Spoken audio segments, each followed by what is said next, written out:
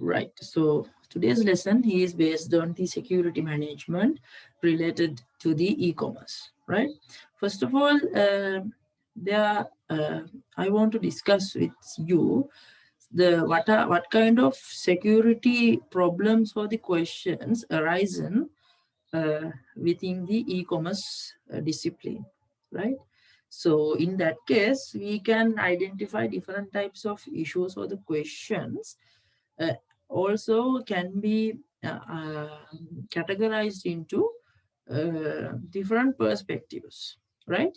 Basically, we can categorize them into actually it is two, but we are making it into three. How it is that it is done that in that way?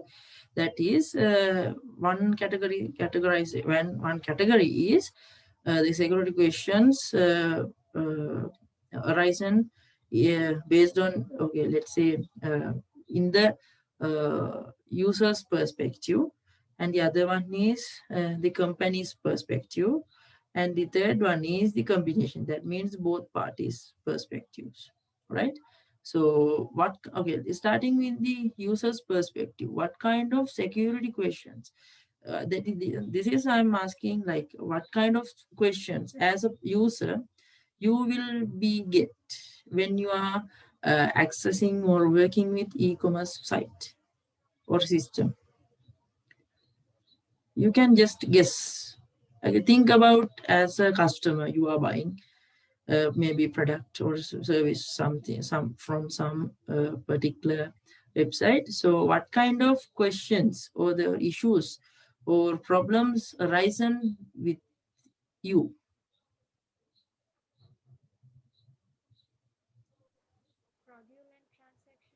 Maybe yes, someone is speaking, but I cannot hear. I don't know. I mean, I cannot, since I'm sharing my screen, I cannot see who is speaking.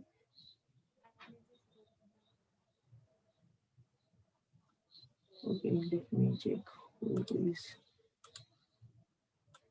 Okay, Gobika is that? Okay, so maybe her voice is lower volume.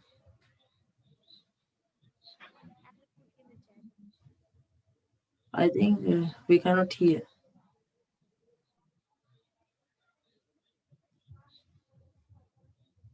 Okay, if I mean, okay, we cannot hear actually what the Gobika said. So she can type, right. Let's see. Yes, misuse of the credit card details. So what, that is one issue actually. Yes, it is a real issue. As a user, we are thinking, okay, if I put my information about the regarding the credit card, so will it be explored or disclosed to the third party, right? So that is one critical question. It is arisen within us as a customer. Okay, what else?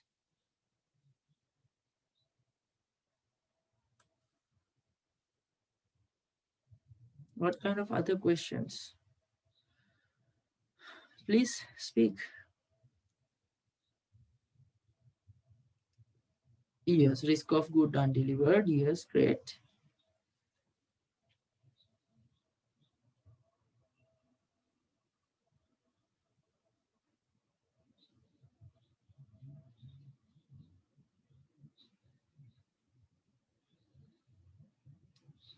So is Vika only the person who is listening? What about the others?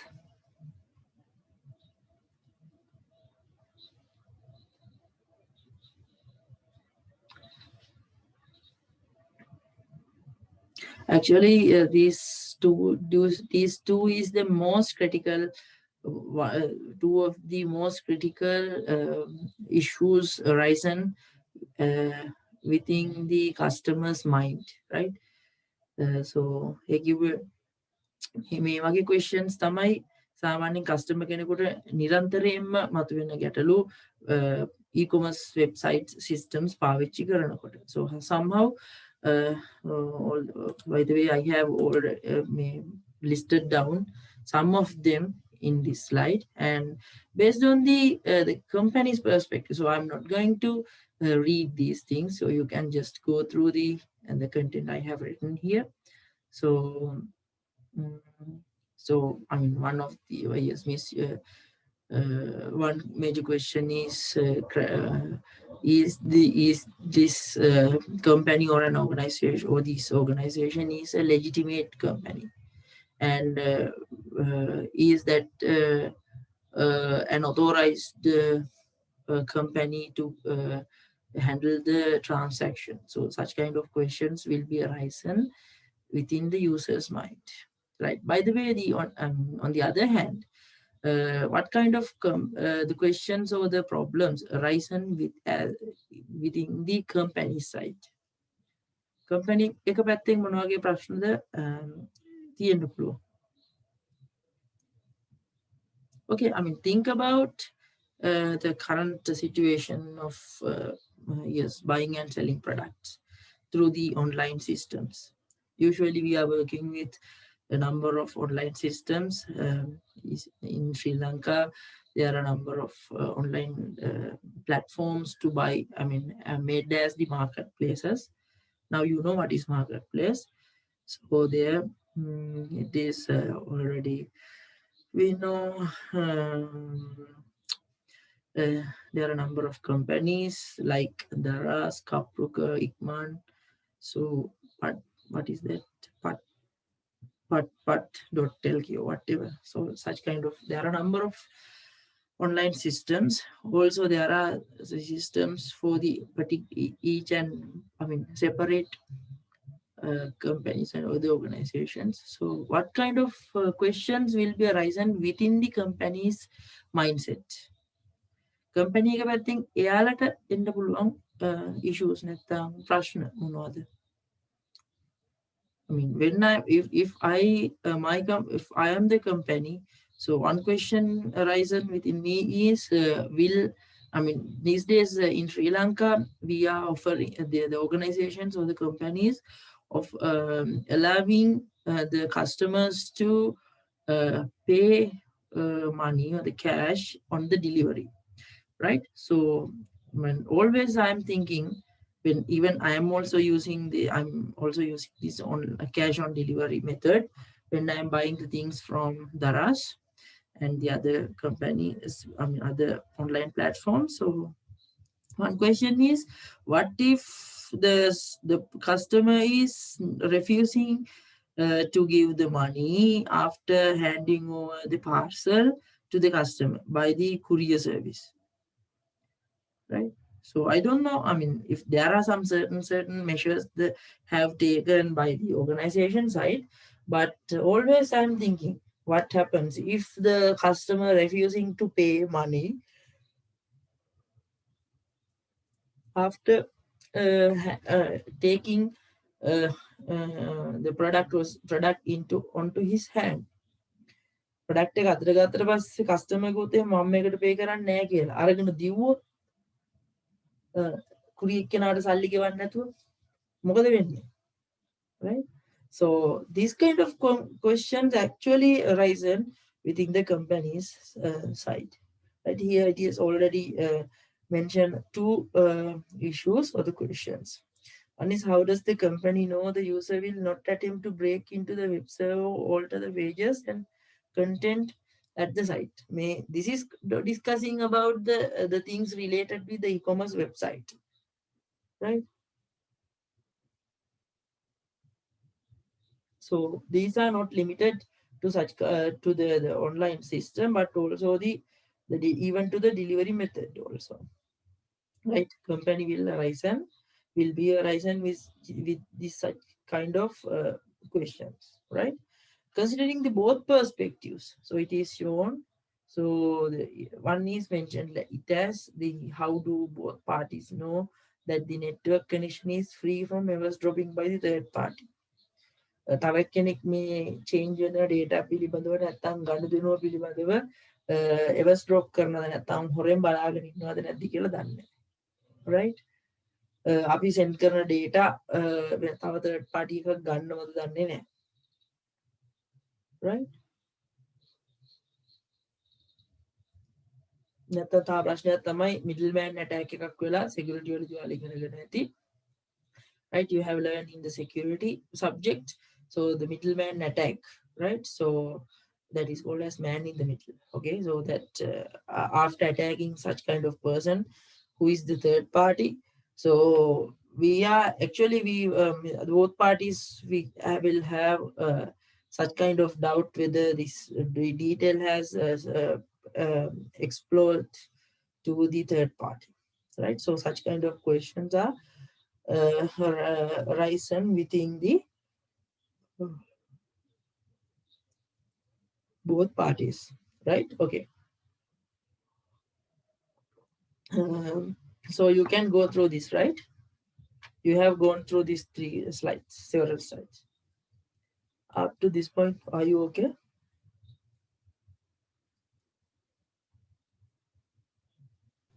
Yes, sir. Okay, great. And the next one is, so there are these are the security questions, and of course the computer crimes are happening everywhere, every day, every time. So next thing I want to discuss is about the crimes. Computer crimes happens to the e-commerce systems or the e-commerce systems. So, uh, so what are the reasons? What are the reasons that we cannot stop criminals or the crimes 100%? You know, actually, there are a number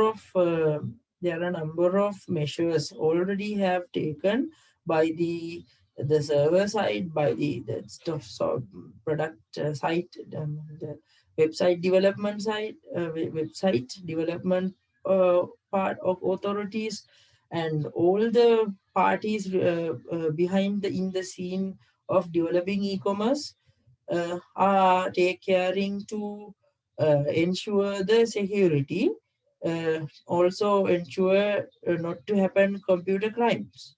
By the way, is those computer crimes are still happening, ne? Even though they are the limitation or the measures, still the computer criminals related to the e-commerce, not only the e-commerce but also the others also as well. Mm. We cannot, or those people uh, cannot stop these criminals, the crimes 100%. So here I have listed them, so you can read the content. By the way, keep remember there are reasons that we cannot stop the computer crimes 100%. What one is, if I discuss briefly regarding the list I have shown here, one is the inconveniency that we are getting if the e-commerce security is set very tightly. In that case, online shopping the online shopping process is getting inconvenient. So people are then what happens is people will not like to use these e-commerce sites, right? So we are leaving. So that will be another drawback to get the good benefit or the good profit from e-commerce, right? So the others are the lack of the incorporation of credit cards issuers and the foreign internet service providers with in Sri Lanka or particular company, right? So, one example is actually it is not a credit card, but there is a problem in Sri Lanka with the PayPal, right? I think you have heard of that at least, or else some people maybe you are knowing what happens in the PayPal issue. So PayPal is not allowed in Sri Lanka to do the extra. I mean, actually, the people in Sri Lanka are not allowed to create PayPal accounts anymore because because of some how to say some activities done by the bad people, right? So please go through this, the reasons, right? So here I have separated what different general security issues occurred in the e-commerce process, right? Or the e-commerce sites. So as we know, this is the entire process or the entire structure of the e-commerce site. So using the web browsers, using the web browsers, customers accessing a particular e-commerce site through the internet. So it will connect to the web server, and there the server side script running on there, and later the data will be imported from the database. So that is the process. By the way, I have showed up different security issues occurred at the different places. The authentication problems will be happens in the web browser side, and the privacy or the integrity issues will be occurred in the internet side and the web server. There are another three components: web server and the server side scripts and the database. Though these three elements will be affected by the authentication or the authorization or the audit issues, right? And from the database side, the privacy and the integrity issues can be occurred. By the way, for this all entities in this electronic commerce process, the non-repudiation is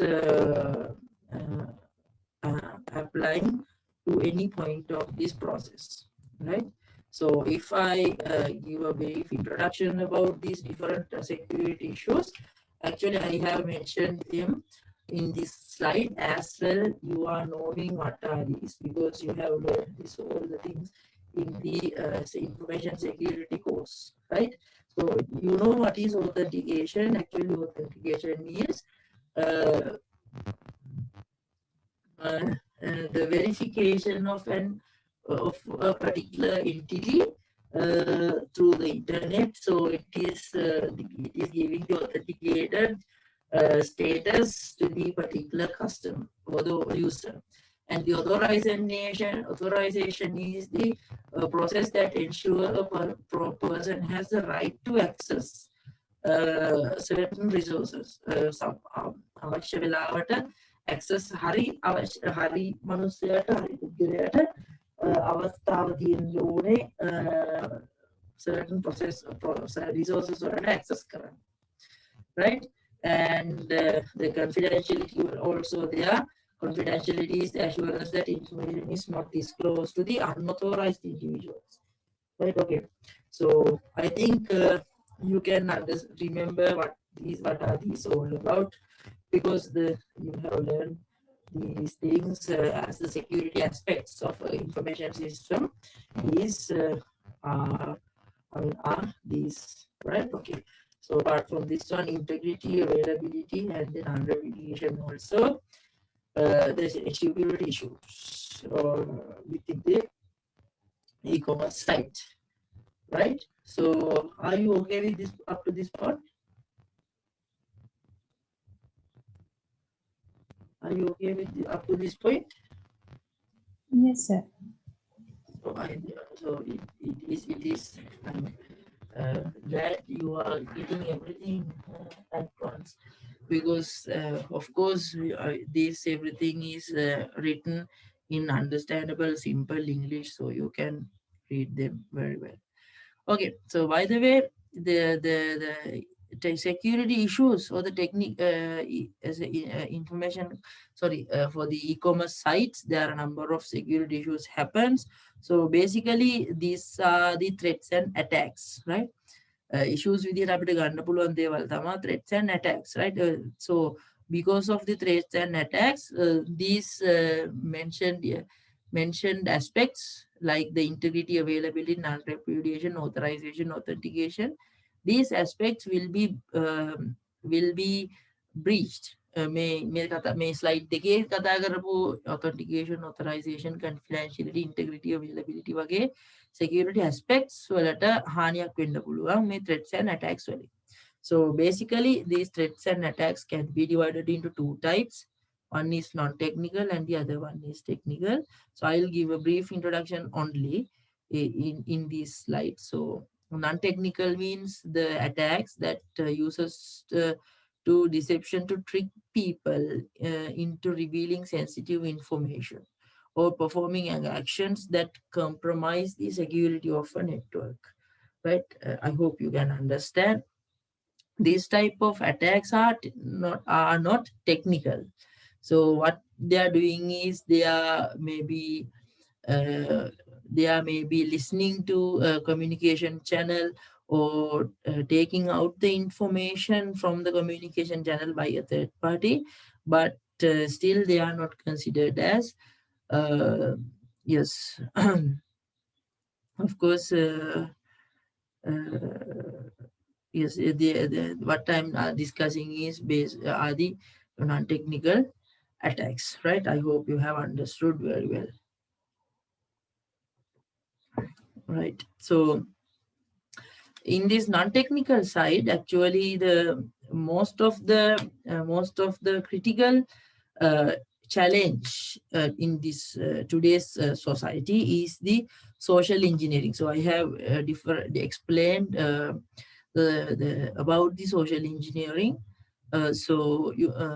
Social engineering is making pressure towards uh, making pressures towards the society people, and or else we can say trick the pressures to trick the computer users to compromise the computer network and access the information and get them, right? So that is called social engineering, and here I have explained how it happens, so you please go through this one. So if I give a brief some other information about the social engineering. The most famous social engineering attacks come from the mythological Trojan War, in which the Greeks were able to get it into the city of the Troy, and they have win the war by hiding a giant wooden horse that was presented to the Trojan army as a gift of peace.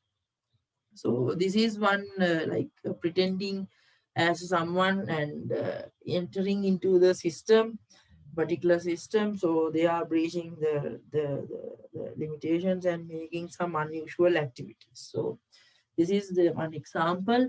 So apart from that one, there was a person called Frank. A.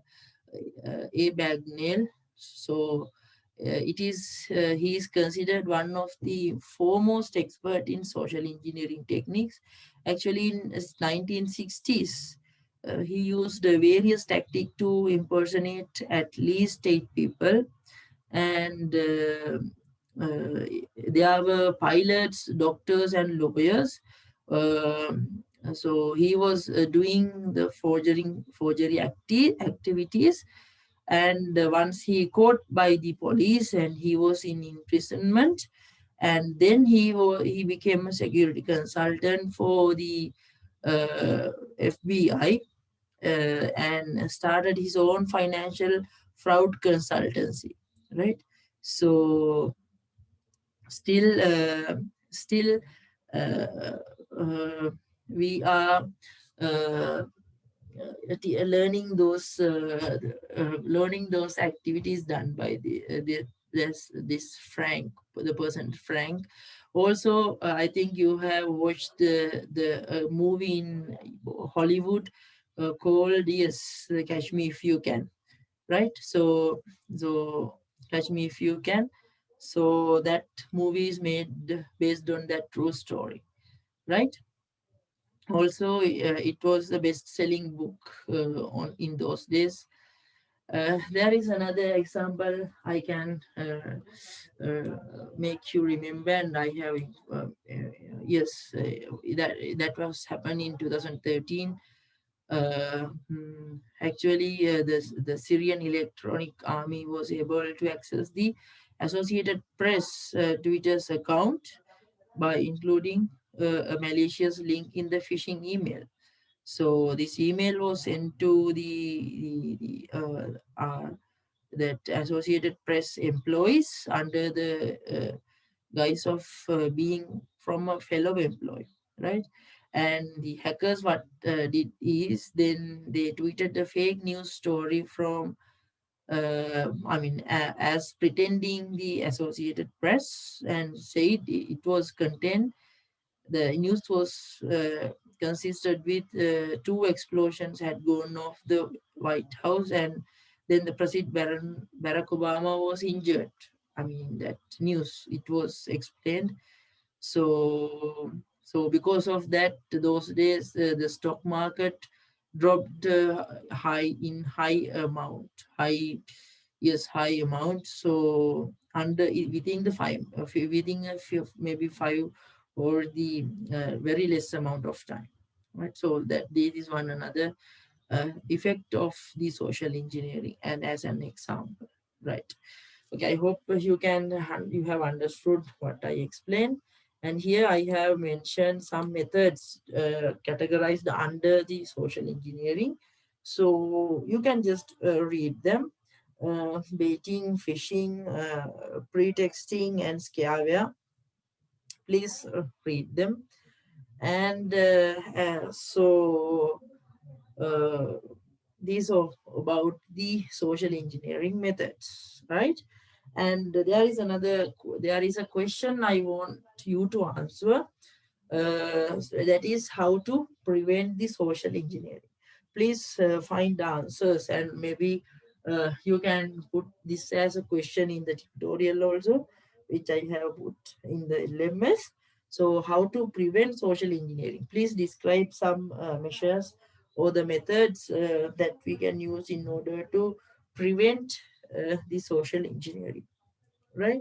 Okay, this is all about the non-technical things, non-technical issues. And here I have mentioned some technical threats or the attacks or the issues occurred in the computing discipline or the computing world. So actually these are the technical type attacks. So it is they are committed using the software and the systems knowledge or expertise. So I think you all people into listening attending this lesson have heard about the DOS attack, denial of service, and the DDoS, that is distributed denial of service, right? So shut down or the preventing by accessing the service by to the customers is called as denial of service, right? So you can just remember what is denial of service and what is DDoS, right? So usually what happens in DDoS is making the zombie computers by a hacker, so that the people are trying to access to the that particular zombie computer. So since they are zombie computers, there is no real computers available. They are all fake or the virtual. So that the server will get unusual traffic. So in that case, it is a security challenge, right? And this slide explains what I discussed this moment ago. And apart from this DDoS attack, the denial of service, and there are some other technical issues or the challenges coming. So another thing is hijacking of the web servers or the web pages, and the other one is botnets. So botnets means there's there are some hackers hijacking some websites and sending the traffic, setting up internet traffic using those hijacked websites, so that a particular website or the web server will get crashed due to the high traffic, right? Okay, so this about the technical issues. Apart from this, I have discussed the malicious code or the malwares are coming into the scenario. So you can just read the things regarding the malware, what is malicious code, maybe from that information security course. But here I have mentioned some other factors rather than explaining what is malicious code, right? So you can just read these things. And if I give some examples for this malicious code, actually you know what is virus and what is worm, right? So both are malicious code and working in same manner, but the virus needs a host program to activate it. And yes, for the worms, they don't want any host, so they are working as independently, right? So please be careful with the virus and worms when and please give this instruction to people when you are making a website for a particular person, right? So that is the difference between the virus and worms. Apart from these malwares, there are a number of other things like the Trojan horse. There are some other attacks can be happened. uh, it can be categorized into the malware or the malicious code, right? And later is that is all about the threats and attacks can be happen categorized as the maybe technical or the non-technical, right?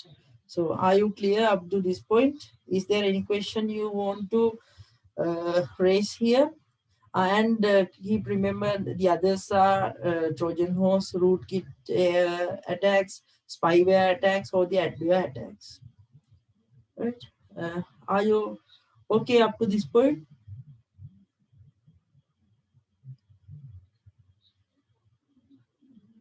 So are you okay up to this point? Okay, sir. Okay.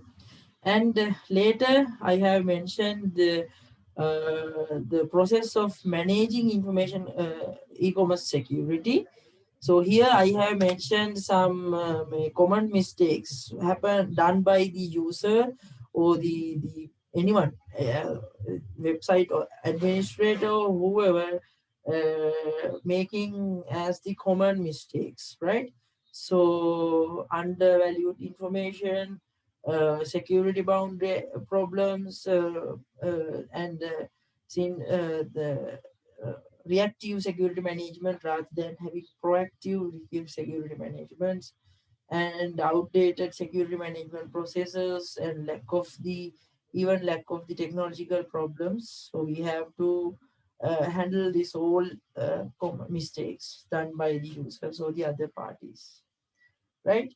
In that case, first thing we have to understand the what is, we have to manage. So it is called as risk management, right? So here I have explained what is risk management.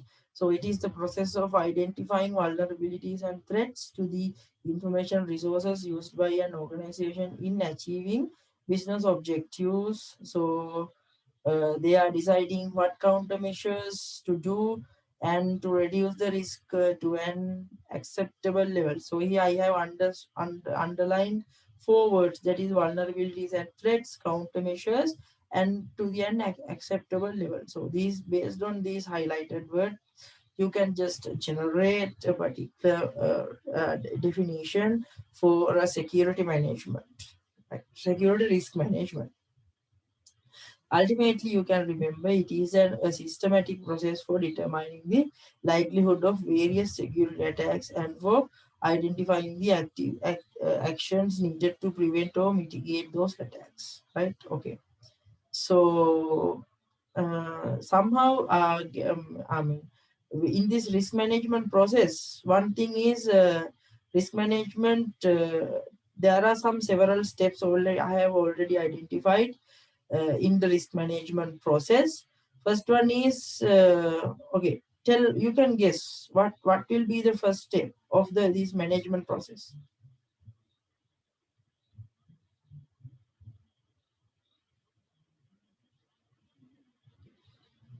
Right. What are the steps or the phases of security management process?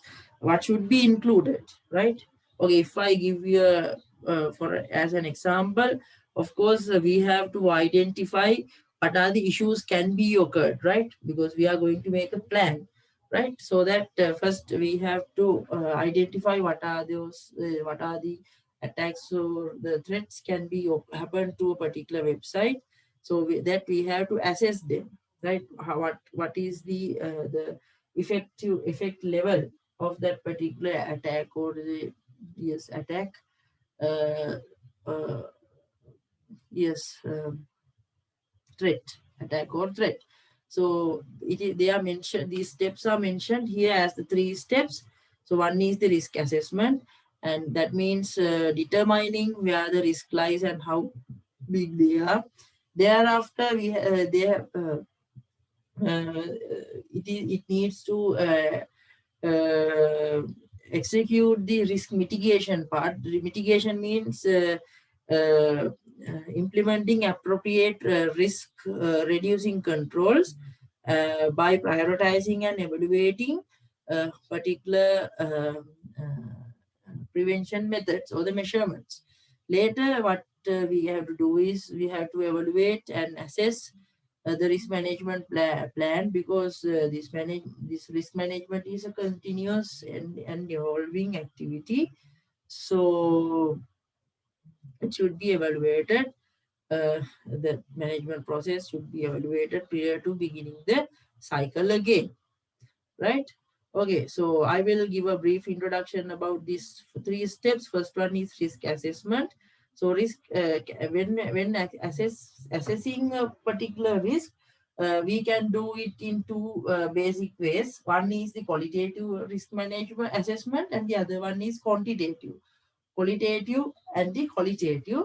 So qualitative assets is identify using the vulnerabilities towards particular system, and what are the threats and what are the probabilities of occurring such kind of threats, and what kind of impact can be happen to particular vulnerability or threats, and what kind of countermeasures that we can implement uh, uh, in order to mitigate, right? Actually here the term I have mentioned here, mitigate, is to reduce, right? So I will come back later for this particular section, that is how to prevent.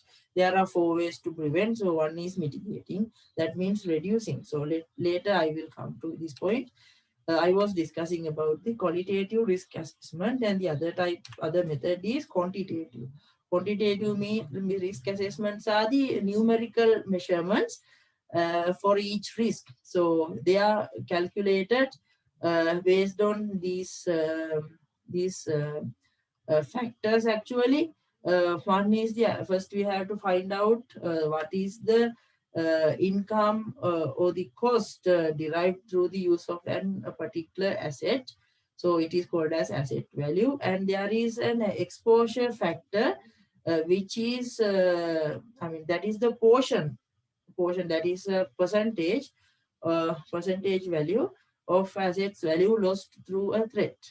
Due to a threat, there may be a uh, uh, there may be a loss, so that of the particular data. So this is the percentage value. How much of asset value will be lost, and later we are calculating annualized rate of occurrence. So it is the probability of losing everything in a particular company in a year, right? So that is annualized rate of occurrence, ARO, right? Okay, so still I am explaining. The other is the single loss expectancy. So it means actually it is a monetary figure, and that is assigned to a single event. තනි event එකකට තමයි assign කරන්නේ. So it is returning up to what amount of money from a single threat is lost, right? So here I have mentioned the two formulas. One is the LSLE equals to asset multiplied by the exposure factor previously I explained. So it will give the value of how much money will be lost due to a particular threat or an attack, right? And it will be multiplied by the annual rate of occurrence. So it will give the how much money will be wasted within 1 year. So I hope you have understood. So I have mentioned here one example, right?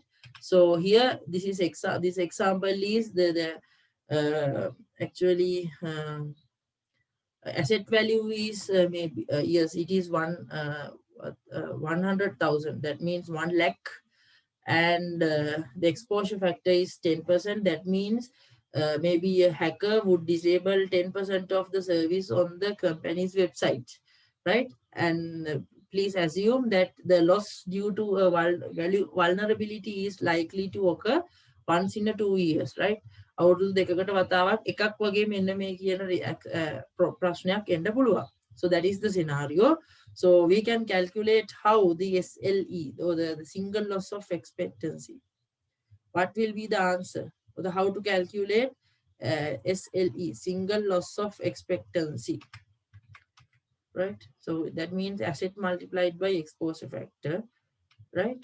Okay, tell me how to calculate. What is the answer for SLE?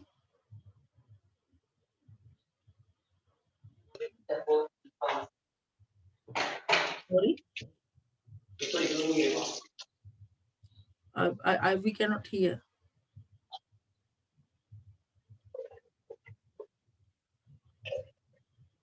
Hello?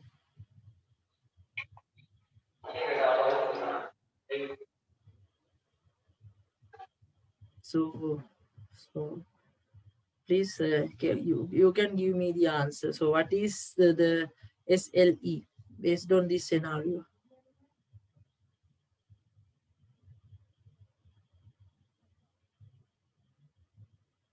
So it is 10,000 because the single loss of expectancy is calculated by multiplying the asset value with the exposure factor. So asset value is 100,000 and exposure factor is 10%. So multiplying these two, we will get 10,000, right? Okay, so yeah, I have mentioned that one. Okay, then so it is said the loss due to the vulnerability is likely to occur once in 2 years, right? අවුරුදු දෙකකට එක වතාවයි නම්, so it says once in 2 years. So we have to first find what is the likelihood to be, or what is the probability to occur any incident within 1 year. So it is for 2 years. So what will be the value for annual rate of occurrence? So this says it is once in 2 years. So what we have to find out what is the amount or the likelihood for 1 year. What will be the answer?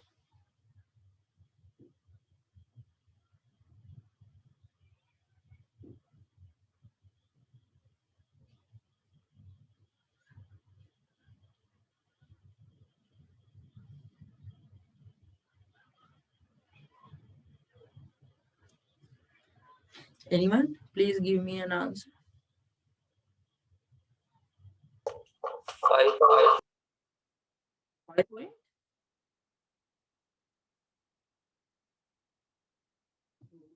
It is 5,000. No, I'm asking the annual rate of occurrence, the occurrence probability of occurrence per year. It is 0.5 years. Yes, it is 0.5 because it says it is occurring once in 2 years. Ne? අවුරුදු දෙකකට සැරයක් එකපාරක් වෙනවා නම් අවුරුද්දකට සැරයක් වෙන්නේ 0.5. Right, එකෙන් භාගය.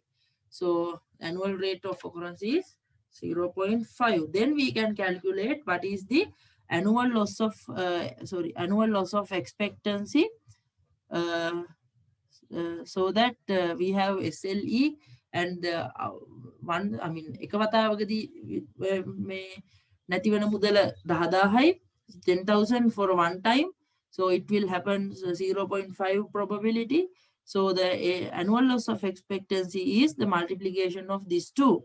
So the answer is what? So that answer is 5,000, right? So this example shows that unless the protection is increased to address the vulnerability, the business is expected to lose 5,000 per year. අවුරුද්දකට 5000ක මේ loss එකක් අපිට සිද්ධ වෙන්න පුළුවන් කියලා තමයි මේ අවසාන උත්තරේ ගන්න වෙන්නේ. Right? Okay. So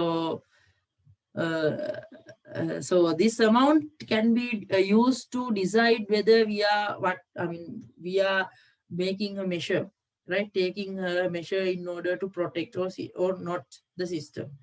මේක භාවිතා කරලා අපිට පුළුවන් අපි මෙන්න මේ කියන vulnerability එක මේ example එකේ කතා කරන මොකක් හරි vulnerability එක prevent කරන්න මොන හරි දෙයක් කරනවද නැත්නම් වෙන්න අරිනවද කියලා. Because sometimes after happening such kind of an attack, the recovery cost is lower than this one, right? හානියක් වුණාට හානියක් වෙන්න කලින් හානියක් වෙලා ඒක පූර්ණේ කරගන්න යන මුදල මේ හානියෙන් වෙන එකට වඩා අඩු වෙන්න පුළුවන්. ඒ වගේ අවස්ථාවක ඒ වගේ අවස්ථා සලකා බලලා so these type of events can be used to decide whether we are implementing such measures, countermeasures, right? So by the way, I have explained, I have mentioned there are different methods to handle the risk, right? Actually, one I already told, mitigation. Mitigation means reduction, right? So that is one method. So we are trying to, after identifying what are the risks, we are trying to, in the plan, we are trying to reduce such kind of issues. By the way, there are other three methods. So they are the risk acceptance, risk avoidance, and the risk transfer, right? So acceptance is accepting, okay, so we can go with that particular issue. So we are not going to consider whether it is happens or not. So we will continue as usual. So the other one is risk avoidance. So discontinuing such kind of activity which will be result in a risk, an attack, right? Attack එකක් වෙන්න පුළුවන් activities අපි නතර කරලා දාන්න පුළුවන්, discontinue කරන්න පුළුවන්. So that is called risk avoidance. And we are taking the risk transfers by making the insurance claims, right? So we are transferring our problems into another entity. So that is called, as for an example, insurances, right? So we can recover what once a particular attack or threat happens from the insurance company. So that is the fourth method, right? I hope you have understood up to this point.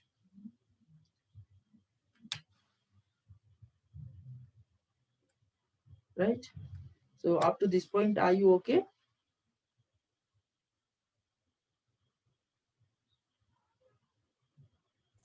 Yes, sir. Okay, great. So here I have mentioned some methods, countermeasures that we can follow up in order to mitigate or the reduction of the risk, right? So here, these are some very few things I have mentioned here. If you, whatever you have learned in the information security course in the third year can be applied to these scenarios, right? ඔයාලා security කියන subject එකේ ඉගෙන ගත්ත දේවල් මේ හැම එකක්ම මේකට apply කරන්න පුළුවන්. So here I have mentioned only few things. So we can use mechanisms of access controls. So in order to prevent or the limits the access to particular network resources like the web pages, text files, the database, or the servers or the printers, right? So that is access control. There are two things, other two things can done, that is passive tokens and active tokens. So actually these passive tokens or active tokens are used in two-factor authentication. Two-factor authentication is combining something a user knows with something a user has. I think you can remember there are three types of authentication entities. What is that? They are user has, user knows, user is, right? මතක නම් ඔයාලට there are three things: user knows, user has, user is. So user know mean user දන්න දේවල්. What the user know, such kind of user knows, user know things user know are password, pin numbers, these things. And user has means the physical things user owning, like for an example the identity card, smart cards, or such kind of physical things maybe.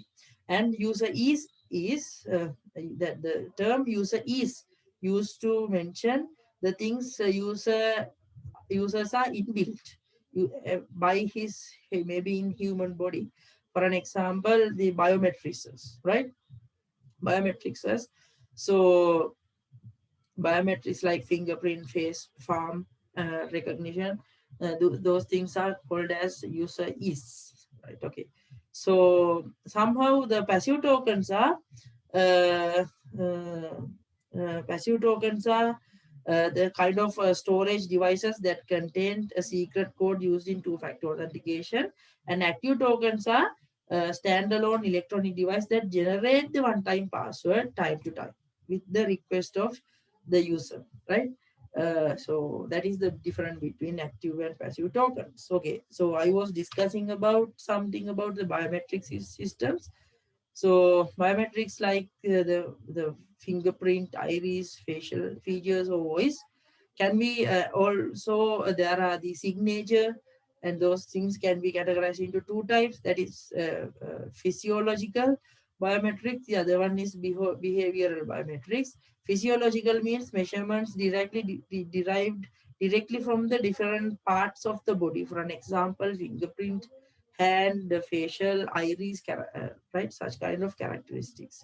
And the behavioral are like the voice scan, or the keystroke or the signatures are behavioral biometrics, right?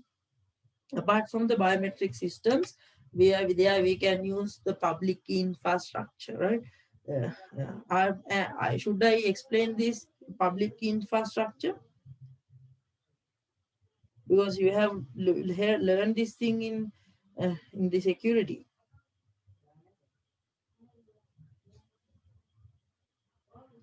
So do I need to explain this public key infrastructure?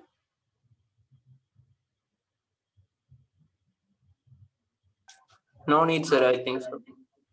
I hope you can remember, right? Because it is done in third year, so that means last year.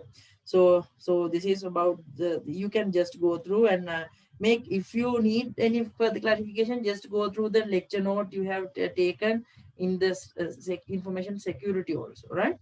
And apart from this one, there are some other symmetric key cryptography and asymmetric key cryptography. So you can just remember the content, right? So I'm not going to discuss these things because these are very fundamental things, right? And in the symmetric key system, the data encryption standard, the triple data encryption, 3DS, and the advanced encryption standards. So I hope you can remember these all things because they have done in the information security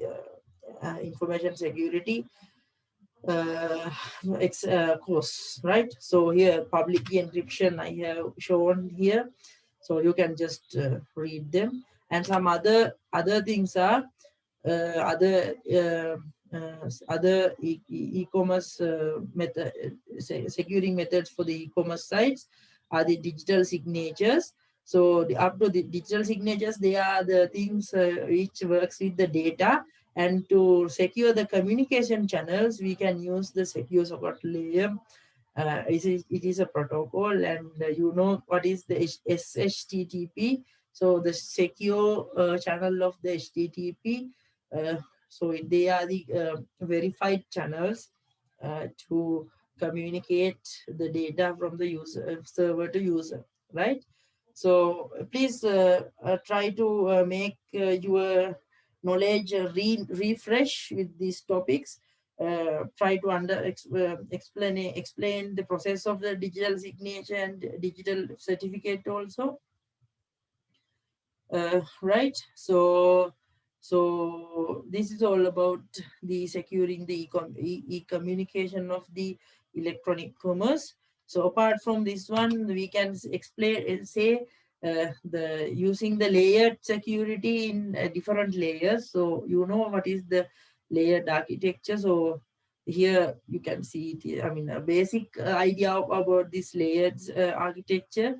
There is the internet router, firewall, LAN switch, and the server, and connect the computers connected to the LAN switch. So we can implement security at each and every layer, right? So so you can remember these all things because they have everything is discussed in the information security, right? So that there are some other methods that we can use to secure the electronic commerce networks.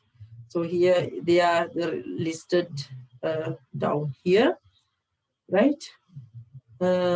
So monitoring can be done, and keep the system patched. That means every time updating the system patches in order to prevent the new attacks generated day by day, right? And make ready response team for a particular event occurred, right? So these things all about how to secure this network of the e-commerce site system.